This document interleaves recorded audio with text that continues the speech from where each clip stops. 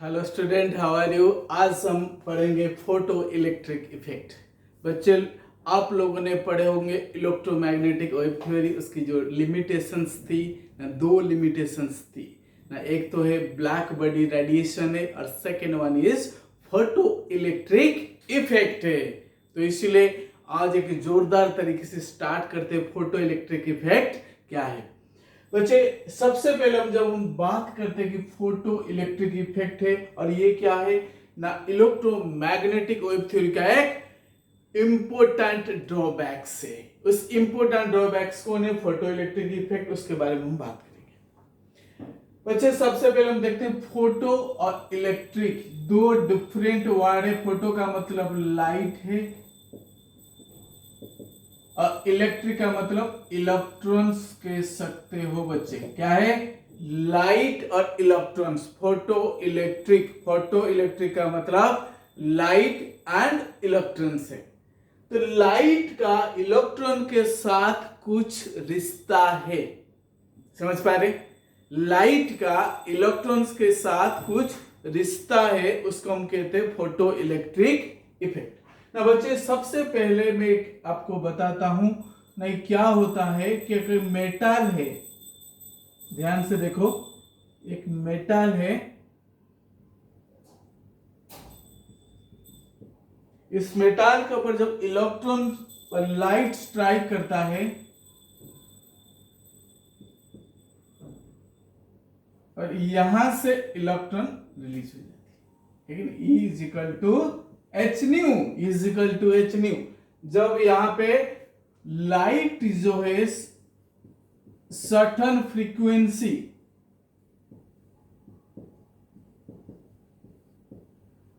Strike किया metal के surface के ऊपर, तो इलेक्ट्रॉन इजेक्टेड हुआ है और इसकी काइनेटिक एनर्जी कितना है ना, हाफ mv²। अब आइए थोड़ा सा ध्यान से इसको डिस्कशन करते हैं। वो कहता है कि light of certain frequency, certain frequency का लाइट जो मेटल सरफेस के ऊपर स्ट्राइक करता है तो इलेक्ट्रॉन क्या हो जाते हैं? हीट हो जाते हैं।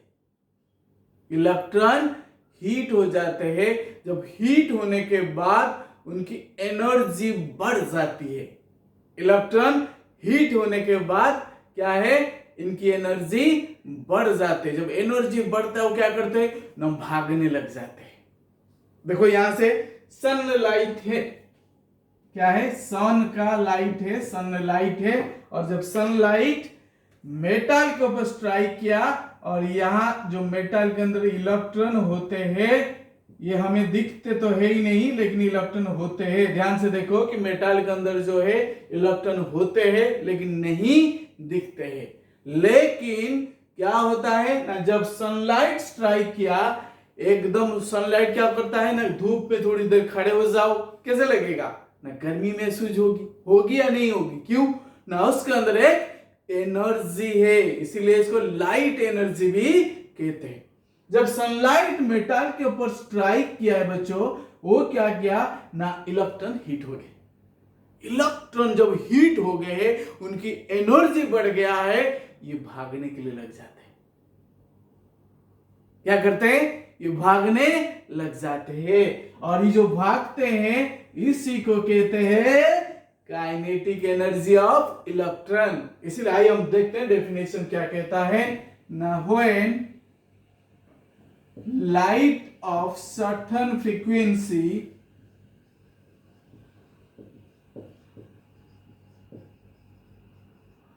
strike on the surface of metal, the electrons are ejected and this phenomenon is called what? Photoelectric effect.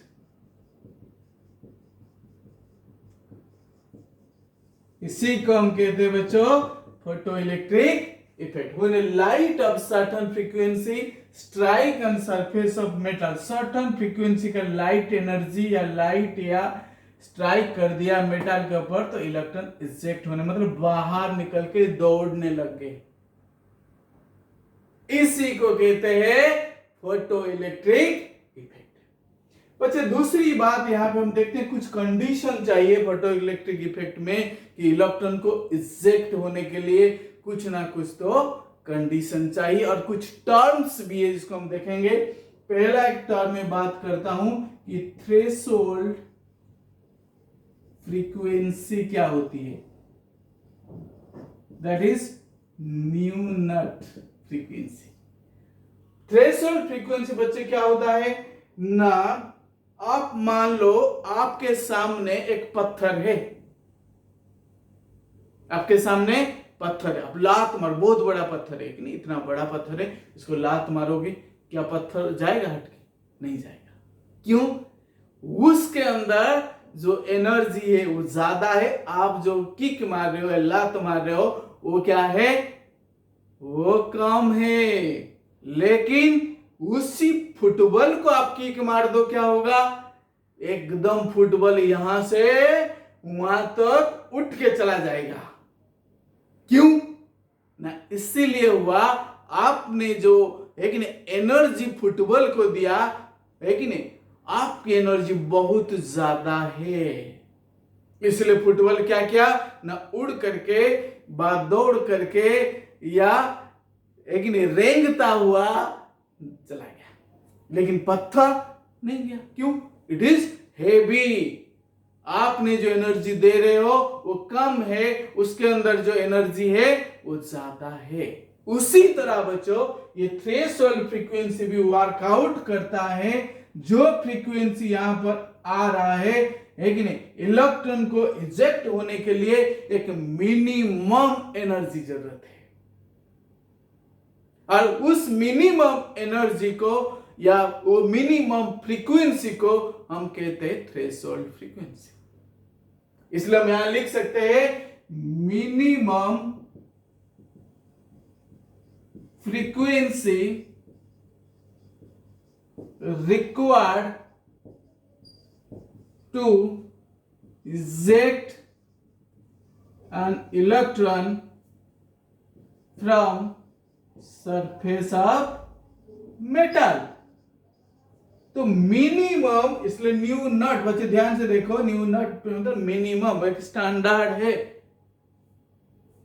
उससे कम होगा इलेक्ट्रॉन इजेक्ट करेगा नहीं। जैसे मैंने आपको एग्जांपल बताया, आप कितनी भी लात मार दो पत्थर हटेगा नहीं, क्योंकि आपके पास जो एनर्जी आप सप्लाई कर रहे हो वो कम है और उसके अंदर जो एनर्जी है वो ज्यादा है। इसलिए दिस इज कॉल्ड बच्चों थ्रेशोल्ड फ्रीक्वेंसी। एक आते बच्चे थ्रेशोल्ड एनर्जी क्या है, दूसरी जो एक टर्म है थ्रेशोल्ड एनर्जी ना, एच न्यू नट है कि नहीं। जब E इजिकल टू बच्चे क्या है ना, एच न्यू, जब H प्लैंक्स कांस्टेंट, लेकिन आप लोग को याद होगी कि पिछले वीडियो में हम प्लैंक्स कांस्टेंट के बारे में पढ़े हैं, है कि नहीं, या नहीं भी पढ़े, अभी ये जान लो H होता है प्लैंक्स कांस्टेंट। हो सकता है हम आगे वाले वीडियो में पढ़ेंगे प्लैंक्स क्वांटम थ्योरी में, बट H जो है सबको पता है कि प्लैंक्स कांस्टेंट है, जिसकी वैल्यू होती है कितना है ना 6.626 इंटू 10⁻³ जूल सेकेंड। क्लियर? अब जो E is equal to H nu है ये एनर्जी को बताता है, इसलिए minimum energy required to eject an electron from कहां से, बताइए जल्दी से, सरफेस ऑफ मेटल से। सरफेस ऑफ मेटल, ये मेटल की सरफेस है, इस मेटल की सरफेस से इलेक्ट्रॉन को इजेक्ट करने के लिए, निकालने के लिए, धक्का देके निकालने के लिए जो एनर्जी चाहिए वही है थ्रेशोल्ड एनर्जी है। इसको दूसरा नाम भी है, उसको हम क्या कहते हैं, ना वर्क फंक्शन है। क्या है बच्चे, ध्यान से नोट करो, दूसरा जो इसकी नाम है वर्क फंक्शन या W0 है। ये 1 मार्क का क्वेश्चन जो स्कूल वाले 11th के एग्जाम में इनमें से डाल ही देते हैं। समझ पाए? तो इसीलिए भूलना नहीं, 1 मार्क में ये पूछता है व्हाट इज थ्रेशोल्ड फ्रीक्वेंसी है या व्हाट इज थ्रेशोल्ड एनर्जी है। एक बेसिक क्राइटेरिया है कि इलेक्ट्रॉन को इजेक्ट होने के लिए ये मेटल की सरफेस से एक नहीं अंदर से सरफेस तक आए। अगर उससे ज्यादा हो गया तो काइनेटिक एनर्जी में कन्वर्ट हो जाएगा, मतलब कन्वर्ट हो जाएगा। कैसे? हम यहां पे लिख दिए ना बच्चे, देखो kinetic energy is equal to क्या है ना H nu minus H nu naught. अगर मैं इसको थोड़ा सा और कॉमन ले लूं एच को ना new minus nu not. So minimum से जितना ज्यादा एनर्जी आएगा वही काइनेटिक एनर्जी में कन्वर्ट हो जाएगा। मिनिमम से जितनी ज्यादा होगा वो क्या होगा, काइनेटिक एनर्जी से जो सरप्लस एनर्जी है दैट इज काइनेटिक एनर्जी। पहले तो इजेक्ट हो गया, अंदर से ऊपर को आ गया, उससे जितना ज्यादा हुआ that is converted into what, kinetic energy. और काइनेटिक एनर्जी क्या है ना हाफ एम बी स्क्वायर, इसको और भी खुल सकते हो H into nu minus nu not. समझ आ रही? ये जो फॉर्मूला है आपको याद रखना है। ऐसा नहीं मैं सिर्फ लिख रहा हूं, लिख करके देख करके भूल जाओ, ऐसा नहीं है। इसको लिखना है, याद भी करना है, इसके ऊपर आज न्यूमेरिक भी करेंगे। समझ पाए? तो ये बेसिक थिंग है। ये सारे जो चीज हो रहा है इसी को हम कहते हैं ना फोटो इलेक्ट्रिक इफेक्ट। इसी को हम कहते हैं फोटो इलेक्ट्रिक इफेक्ट। एक एग्जांपल अगर आपको मैं देना चाहता हूं, सोलर पैनल है, आप देखे होंगे ट्रैफिक लाइट है लेकिन हर जगह है कि नहीं, red light, green light, yellow light, ये सब जलता रहता है कि नहीं, उसके ऊपर एक पैनल लगी होती है। आजकल एक नहीं छोटे छोटे जो है एक नहीं कुछ कुछ ई रिक्शा में भी सोलर पैनल लग गया है कि नहीं, सोलर कुकर आ गया है कि नहीं, जमाना बदल गया है कि नहीं। तो इसीलिए जो सोलर पैनल होते हैं बच्चे, ये क्या करता है, सीजियम मेटल होती है जो ग्रुप 1 की है।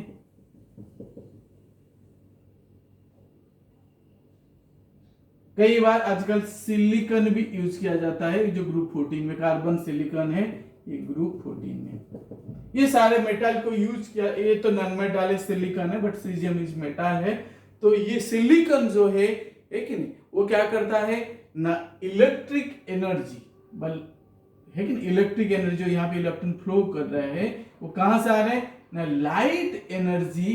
क्या करता है, जब सिलिकॉन के एटम के ऊपर बस सेल के अंदर स्ट्राइक करता है, वो क्या करता है, कन्वर्ट कर देता है किसमें, इलेक्ट्रिक एनर्जी में। इलेक्ट्रॉन फ्लो करने लगते हैं, दौड़ने लगते हैं। इसीलिए लाइट एनर्जी यहाँ पे मेन जो मुद्दा है वो light energy converted into electric energy है। इसलिए ध्यान से देखना है। आइए कुछ एक्सपेरिमेंटल जो है, जो सोलर पैनल आप दिमाग में बैठा दो कि फोटो इलेक्ट्रिक इफेक्ट कहां पे होती है ना, सोलर पैनल में जो सोलर सेल है उसी में ये कंसेप्ट या ये जो है तरीका या जो मेथड है वो अप्लाई हो रहा है। इसलिए आप बिल्कुल भूलोगी ही नहीं। आइए हम कुछ एक्सपेरिमेंटल फाइंडिंग्स को हम देखते हैं अभी बच्चों। इसलिए आप अगर इस चैनल को सब्सक्राइब या लाइक नहीं किया है अभी तक, आप जरूर इसी वक्त कर दीजिए और शेयर भी कीजिए। अब मैं हूं डॉक्टर प्रदीप जेना आपके साथ, केमिस्ट्री पॉइंट 101 जो चैनल का नाम है। आप बिल्कुल, आप लोग को बहुत ही बहुत धन्यवाद कि आपने इस चैनल को आगे बढ़ा रहे हो और शेयर भी कर रहे हो और इसको आगे लेकर के जा रहे हो और अपने भी क्या कर रहे हो, आगे की फ्यूचर के लिए इसको इस्तेमाल कर रहे हो या यूज कर रहे हो, you know it. Experimental finding, ये मैं पिक्चर को मैं अभी क्या करूंगा ना, इरेज नहीं करूंगा। ये यही तो चाहिए अभी, यही तो इस पिक्चर की जरूरत पड़ेगा हमें, तो इसीलिए इसको हम इरेज नहीं कर सकते हैं आज। ये इरेज भी बड़ा मुश्किल से हो रहा है, ये नहीं कह रहा है कि मैं इरेज हो जाऊं। लेट इट सो, अब हम इरेज कर चुके हैं, अब हम आगे की एक्सपेरिमेंटल फाइंडिंग में जाएंगे। जो फोटो इलेक्ट्रिक इफेक्ट है इसकी एक्सपेरिमेंटल फाइंडिंग्स। बच्चे देखो, नंबर 1 चीज, एक नंबर का पॉइंट क्या है, वो कहता है इलेक्ट्रॉन तभी इजेक्ट होगा जब इसका फ्रीक्वेंसी इक्वल टू और ग्रेटर देन थ्रेशोल्ड फ्रीक्वेंसी होगी। यहां पे लिखो ना, electrons are ejected when the frequency is equal to or greater than threshold frequency. Clear? Second thing is, no electrons are ejected if frequency fall on it is less than threshold frequency. Clear? तो ये दो बात आपको अभी clear हो गया कि अगर इससे कम आता है या है कि नहीं, तो कुछ भी नहीं हो सकता है। लेकिन आप कितना भी है कि नहीं, इलेक्ट्रॉन को आवाज से जगा दो कि तू जग जा, तू जग जा, है कि नहीं, बिकम अलर्ट, तू मूव नहीं होगा, क्योंकि आपने जो एनर्जी अभी सप्लाई किया वो कम ही है। दूसरी बात हम देखते हैं कि थर्ड थिंग यहां पे देखते हैं, जो काइनेटिक एनर्जी है वो जो वेलोसिटी होगा वो फ्रीक्वेंसी के ऊपर डिपेंड करेगा। The velocity of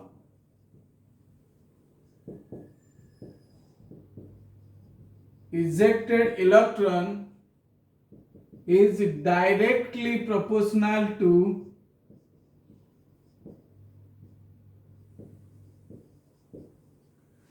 what? The frequency of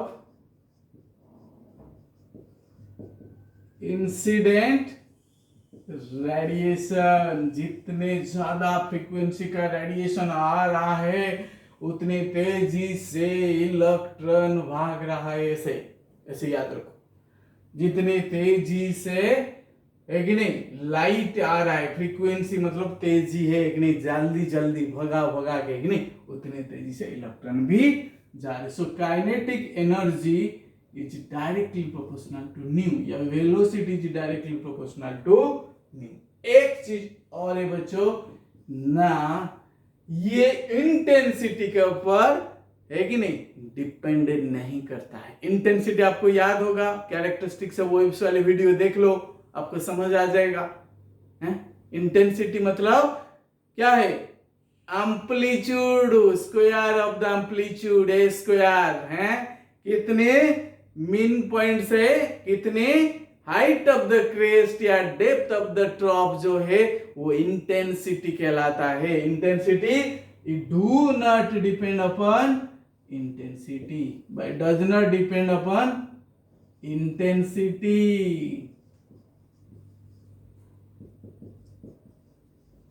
clear? अब एक पॉइंट, अगला पॉइंट में जाएंगे। फोर्थ पॉइंट है कि number of photo electron depend upon intensity, है कि नहीं, इंटेंसिटी के ऊपर कितनी इलेक्ट्रॉन इजेक्टेड होगा, कितनी एरिया में लाइट फॉलन हो रहा है। लेकिन आप देखो कि लेकिन खाना बना रहे हो, लेकिन आप लोगों ने कभी ना कभी तो मैगी बनाई होगी, हैं? घर में भी हो या कोई हॉस्टल में रह रहा है, कहीं भी रह रहा है, आज की डेट में अगर टाइम ही नहीं है तो मैगी खा लो, हैं?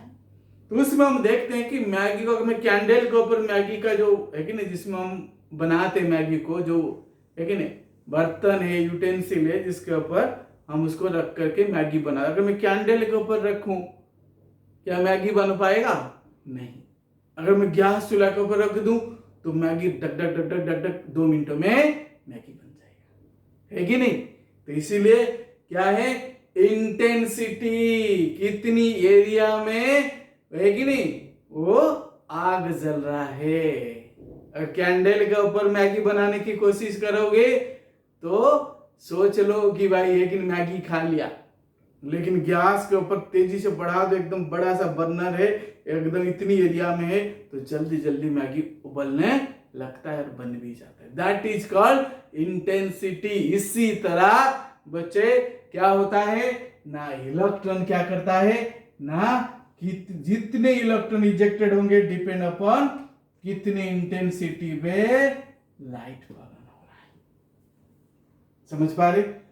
एक और पॉइंट है, ईच फोटोन, हर एक फोटोन है, थोड़ा सा प्लैंक्स क्वांटम थ्योरी में थोड़ा इसके बारे में डिटेल में हम पढ़ेंगे। Each photon can ejected 1 electron. ये वेरी वेरी इंपॉर्टेंट पॉइंट से एक्सपेरिमेंटल फाइंडिंग है, तो इसको भूलना नहीं है, इसको भूलना नहीं है। समझ पा रहे? Very important. दिस क्या है, ये इलेक्ट्रोमैग्नेटिक वेव थ्योरी का ड्रॉबैक है। इलेक्ट्रोमैग्नेटिक वेव थ्योरी क्या क्या होता ना, energy emitted or travel continuously in the form of radiation, but ये कंटिन्यूसली नहीं जाता है, जो हमने ब्लैक बॉडी में भी प्रूव किया और यहां पर भी हम देख रहे हैं कि कंटिन्यूसली नहीं है। आगे प्लैंक्स क्वांटम थ्योरी में इसके बारे में हम डिटेल में ही पढ़ेंगे कैसे। कुछ क्वेश्चंस को हम जाएंगे इस समय कि, इसलिए आप लोग बिल्कुल भी अभी क्या नहीं करना है,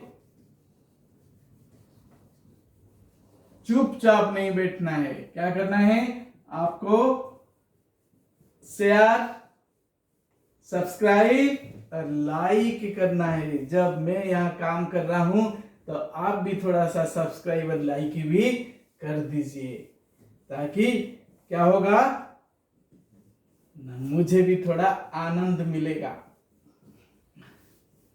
मेरे जो क्या होगा ना, इंस्पिरेशन इसको कहते हैं कि नहीं, उत्साह बढ़ता रहेगा, क्योंकि जो मैं पढ़ा रहा हूं कुछ बच्चों को तो फायदा हो रहा है और आगे भी होता रहेगा, आगे भी होता रहेगा। इसीलिए जिस पूरे भारत की कोने कोने तक जिसके पास है कि नहीं ट्यूशन का सुविधा नहीं है, फाइनेंशियली प्रॉब्लम है, वहां तक आप लेकिन अपनी एक जिम्मेदारी समझ करके इस चैनल को, जैसे केमिस्ट्री पॉइंट 101 है, इसको सबके पास से कि जो लिंक है सब तक भेज दो, ताकि कोई एक भी छूटना ना जाए, क्योंकि कोई भी घर बैठे इसको देख सकता है। एग्जाम से पहला दिन अगर समझ नहीं आ रहे भाई फोटो इलेक्ट्रिक इफेक्ट से, तो क्वेश्चन एक आता ही आता है, क्योंकि इसमें हम देखते हैं कि 2 फॉर्मूला बेसिकली हम देखें, इसमें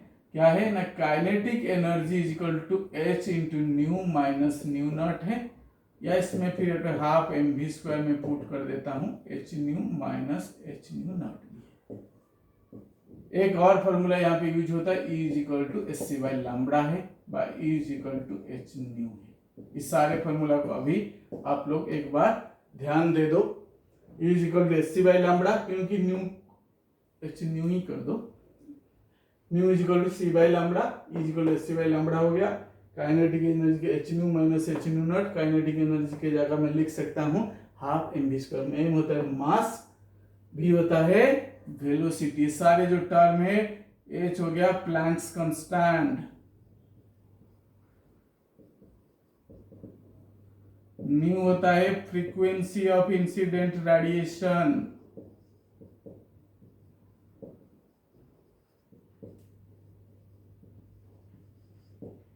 न्यू नॉट होता है मिनिमम फ्रीक्वेंसी, और यहाँ पे एम होता है मास ऑफ इलेक्ट्रॉन, वी होता है वेलोसिटी ऑफ इलेक्ट्रॉन, यहाँ पे ई होता है एनर्जी, सी भी यहाँ पे वेलोसिटी है क्योंकि लाइट की कंडीशन में सी वेलोसिटी हो जाता है, और वी मैटेरियल पार्टिकल के लिए वी वेलोसिटी हो जाता है। ये सारे चीज आपको याद रखना है, तब जाकर के क्वेश्चन हो पाएगा, तब जाके क्या होगा ना, क्वेश्चन हो पाएगा। आइए बच्चों कुछ क्वेश्चन को हम करते हैं, मेरे पास कुछ क्वेश्चन है। क्वेश्चन 1 है कि मैं इसको थोड़ा सा ये जो टर्म रहने दो अभी। क्वेश्चन नंबर 1 है calculate the energy of 1 mole of photon whose frequency is कितना है क्वेश्चन में 5 × 10⁻14 हर्ट्ज। वेरी सिंपल, क्वेश्चन करना बड़ा आसान तरीका है, इसको समझना पड़ता है, हर कोई नहीं सिखाता है इसको आपको, ये आप देख लो। इसमें energy of 1 mole of photon, पहले 1 मोल से पहले 1 का निकालेंगे, और फ्रीक्वेंसी दिया है बच्चों, तो इसमें हम देखते हैं कि अगर फ्रीक्वेंसी दिया है तो इनमें से फटाक से देख लो कौन सी फॉर्मूला लग सकता है ना, ये वाला बच्चा लग सकता है। न्यू दिया है, एच तो हमें पता है फिक्स होती है, एच की वैल्यू कितनी होती है 6.626 इंटू 10⁻−34 जूल है। तो एच की वैल्यू जब हम गिवन है, न्यू भी दिया है, ई निकाल सकते हैं। पहले एक फोटोन का हम निकालेंगे एनर्जी ऑफ 1 फोटोन कितनी होगी ना, एच हो गया 6.626 इंटू 10⁻−34, यहाँ पे फ्रीक्वेंसी हो गया 5 इंटू 10⁻14। आप इसको सॉल्व कर सकते हो ना, 6.6 इंटू 5 इंटू 10 का पावर कितना हो जाएगा ना, 14-34 है। कितना आसान है।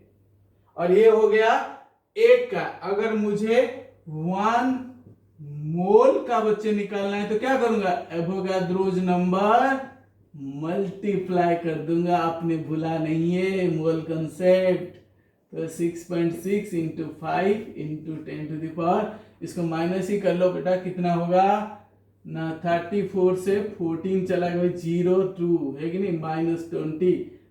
बाकी आगे इन सबको आप सॉल्व कर सकते हो। इतना आसान है, कुछ भी नहीं होता है बच्चों क्वेश्चन करना। अगर आपने कंसेप्ट समझ लिया है, आपको फॉर्मूला याद है, तो कोई बड़ी बात नहीं है। समझ आ गया। अब मैं सारे को इरेज करता हूं, कुछ और क्वेश्चन में जाएंगे, इसलिए आप बिल्कुल भी क्या करें ना, हिलना नहीं। आज पेशेंस के साथ बैठना है कि नहीं, पेशेंस के साथ बैठना है, ध्यान करके कि नहीं, वक ध्यान, लेकिन काक स्नान वक ध्यान, लेकिन ऐसे बैठना है आप लोग को, बिल्कुल भी हिलना नहीं। आज हिल गया तो कंसेप्ट भी हिल जाएगा, इसीलिए जब तक मैं इरेज कर रहा हूं तब तक है कि नहीं, इसी के बारे में ही सोचते रहो। ठीक, अब नेक्स्ट क्वेश्चन में जाएंगे बच्चों। यहाँ पे लिखा है, ये थोड़ा सा इंपॉर्टेंट क्वेश्चन है, ये सीबीएसई एनसीईआरटी का क्वेश्चन है। वो कहता है A 100 watt bulb emits monochromatic light. A 100 watt bulb emits monochromatic light of wavelength 400 nanometre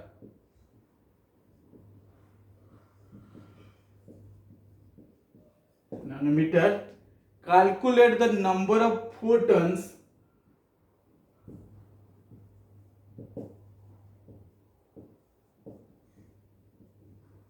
emitted per second. तो ये हो गया क्वेश्चन, वेरी इंपॉर्टेंट है, ध्यान से देखो, इसलिए मैं रेड में मार्क कर देता हूं भाई, इंपॉर्टेंट क्वेश्चन है, तो ध्यान से देखो।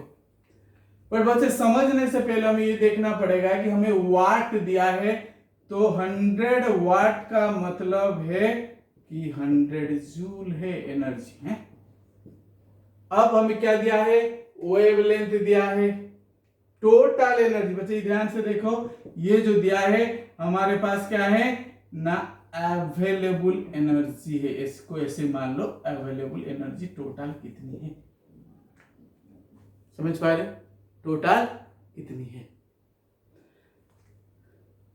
जैसे एक छोटा सा एग्जाम्पल अभी इसका बारे में हम बताऊंगा, आपको समझ आ जाएगा अभी, बट इसका आगे देखो कि वेवलेंथ दिया है कितना है ना, lambda is equal to 400 nanometre. Nanometre को बच्चे मीटर में कितना होगा ना, 400 इंटू 10⁻⁹ मीटर वेवलेंथ आ गया। अब मुझे क्या निकालना है, ई निकालना है ना, E is equal to S C by lambda, कितना आसान है, 6.6 इंटू 10⁻34। सी कितना होती है बच्चे, वेलोसिटी लाइट की 3 इंटू 10⁸ मीटर पर सेकेंड, और इसमें आएगा लैम्बडा हो गया 400 इंटू 10⁻⁹ मीटर, और इस सारे को सॉल्व कर दिया तो क्या है ना, एनर्जी आ गया। बट हमारे पास कितनी, वो कहता है कि कितनी फोटोन होंगे। अब एक इंसान, मैं एक समझा रहा हूं आपको एक तरीका। एक इंसान अगर 1 गिलास पानी पीता है, हमारे पास एक बकेट है, बाल्टी है, एक बकेट है, 15 लीटर पानी है। ध्यान से देखो, मैं बता रहा हूं, इसको आपको समझ आए क्या दे रहा है। ये बकेट है, 15 लीटर पानी है, और एक इंसान 1 गिलास पीता है, इसमें 250 ml है, समझ पाए। एक व्यक्ति, एक पर्सन 250 ml एक गिलास की पानी पिएगा, 250 ml।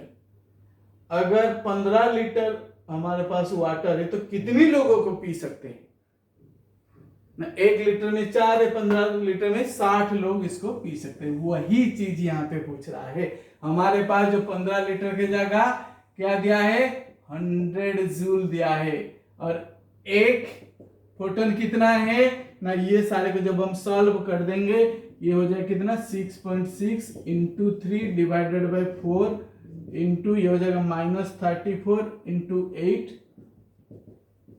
प्लस 8 -9, इधर से 2 आ जाएगा, 4 को लिख सकते हैं 2 -7 ऊपर का +7, ये हो जाएगा 318 1 318 19.8 बाई 4 इंटू 10⁻⁸ 34 -15 कितना होगा बच्चे, 19 -19 है, इसको और भी कर दो सॉल्व, ये आ गया, एक का आ गया। तो हम क्या करेंगे, number of photon is equal to total कितना है एनर्जी 100 जूल, एक का कितना है ना 9.8 डिवाइड बाई 4 इंटू 10⁻⁻19। इसको और सॉल्व करेंगे, कितना होगा 100 इंटू 4 डिवाइडेड बाई 9.8 को मैं 10 मान लिया सपोज, इंटू 10⁻19 हो जाएगा बच्चों, यहाँ माइनस ऊपर चला जाएगा तो 19 है, तो 10 है,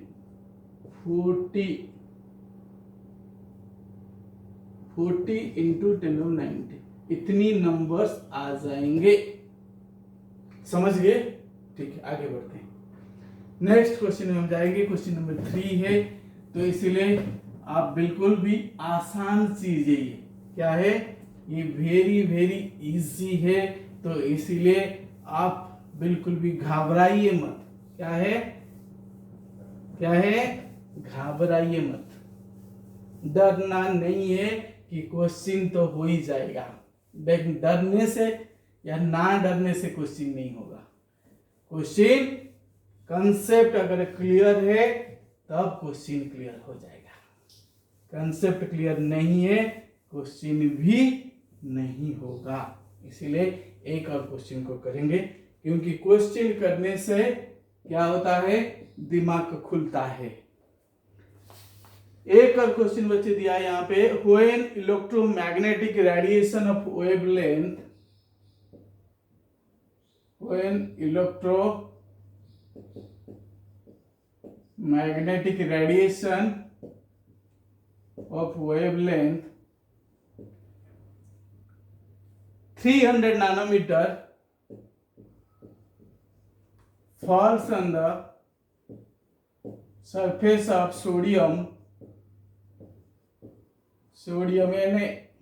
Na, तो क्या हुआ, the electron emitted with kinetic energy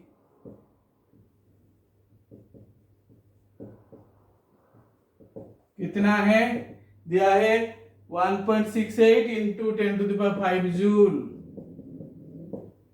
अब क्या निकालना है ना, what is the minimum energy to remove it, what is the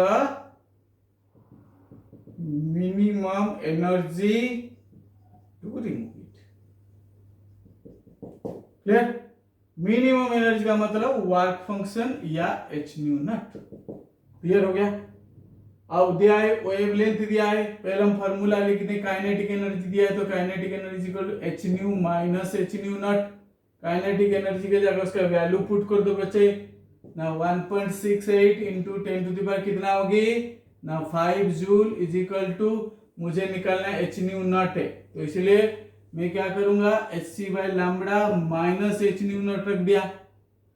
तो h की वैल्यू आपको पता है 6.6 इंटू 10⁻34, c की वैल्यू 3 इंटू 10⁸, लैम्बडा बच्चे दिया है 300 नैनोमीटर है, मतलब 300 इंटू 10⁻9 मीटर है, माइनस एच न्यू नॉट। अब ये पूरे वैल्यू का आप सॉल्व भी कर दो।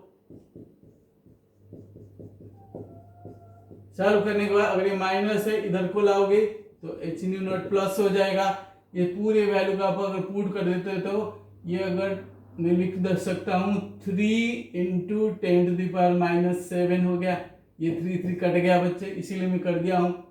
तो ये हो जाएगा 6.6 इंटू 10⁻34 प्लस 8 प्लस 7 माइनस जो भी आएगा 1.68 इंटू 10⁵ जूल। क्लियर, आप आगे आप सॉल्व कर सकते हो, मेरा काम खत्म है और आपका काम शुरू है, कैलकुलेशन। समझ पा रहे, तो इसलिए आपसे हो जाएगा। अब चलते नेक्स्ट क्वेश्चन, ये लास्ट क्वेश्चन होगी बच्चे, तो इसलिए पेशेंस के साथ बैठना है, पेशेंट मत बनना है, बीमार मत बनना है, लेकिन पेशेंस के साथ, मेरे कहने का मतलब पेशेंस के साथ आपको काम करना है, दिमाग से और पेशेंस के साथ, तभी आप कामयाब हो पाओगे। कई बच्चों को न्यूमेरिक करना क्या होता है ना, भारी लगता है। अब एक question, light of wavelength, question number 4, light of wavelength 4000 angstrom fall on surface of cesium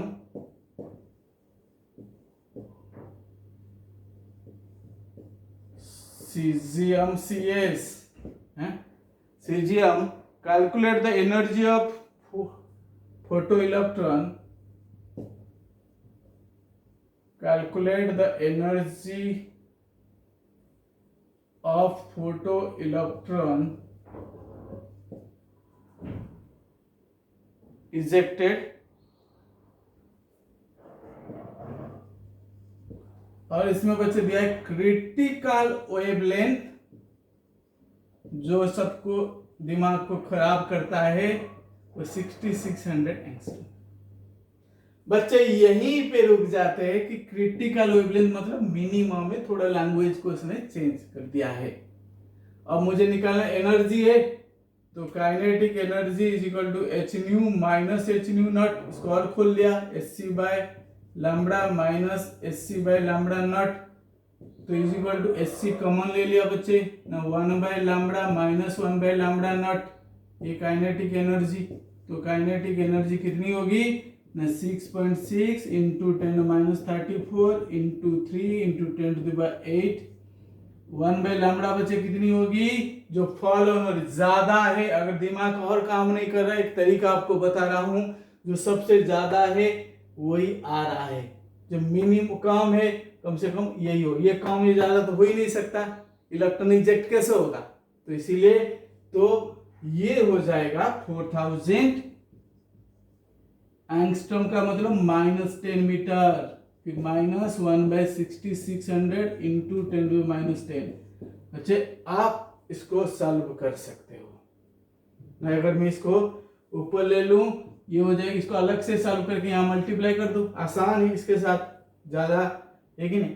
तो 1/4 ये हो जाएगा 10⁻3, 3 - 10 या -7, 10⁻7 हो जाएगा, -1/6.6 इंटू 10⁻7, तो 10⁻7 बाहर ही आ गया, यहां पे मैं कर दिया 10⁻7, 6.6 इंटू 3 इंटू 10⁻34 इंटू 10⁸ इंटू ये 7 को मैं कॉमन ले लिया, और बचा कितना 1/4 माइनस